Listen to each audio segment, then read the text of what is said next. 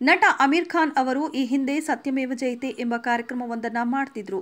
ಈ ಕಾರ್ಯಕ್ರಮದ ದೃಶ್ಯವನ್ನ ಇಟ್ಕೊಂಡು ಕಾಂಗ್ರೆಸ್ ಆಡಳಿತಾರೂಢ ಬಿಜೆಪಿಯನ್ನ ಗುರಿಯಾಗಿಸಿಕೊಂಡು ಡೀಪ್ ಫೇಕ್ ತಂತ್ರಜ್ಞಾನದ ಮೂಲಕ ವಿಡಿಯೋ ಮಾಡಿ ಸೋಷಿಯಲ್ ಮೀಡಿಯಾದಲ್ಲಿ ಹರಿಬಿಡಲಾಗಿದೆ ಎಂದು ಅಮೀರ್ ಖಾನ್ ವಕ್ತಾರ ಮುಂಬೈ ಪೊಲೀಸ್ ಠಾಣೆಗೆ ದೂರು ನೀಡಿದ್ದಾರೆ. ಲೋಕಸಭೆ ಚುನಾವಣೆ ವೇಳೆ ಬಾಲಿವುಡ್ನ ಮಿಸ್ಟರ್ ಪರ್ಫೆಕ್ಟ್ ನಟ ಅಮೀರ್ ಖಾನ್ ಅವರು ಕಾಂಗ್ರೆಸ್ ವಿರುದ್ಧ ಸಮರಕ್ಕಿಳಿದಿದ್ದಾರೆ.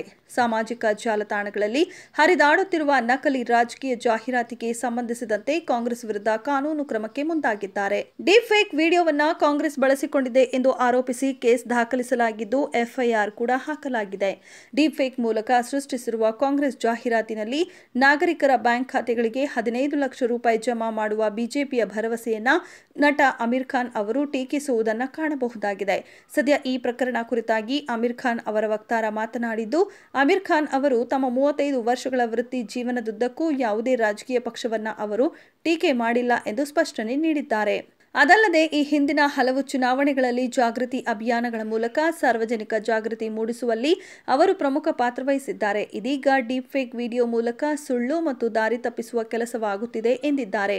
ಮುಂಬೈ ಪೊಲೀಸರು ಸೈಬರ್ ಕ್ರೈಮ್ ಸೆಲ್ ಸೇರಿದಂತೆ ಕಾನೂನು ಅಧಿಕಾರಿಗಳವರೆಗೂ ಅಮೀರ್ ಖಾನ್ ಅವರ ವಿಚಾರ ತಲುಪಿದೆ.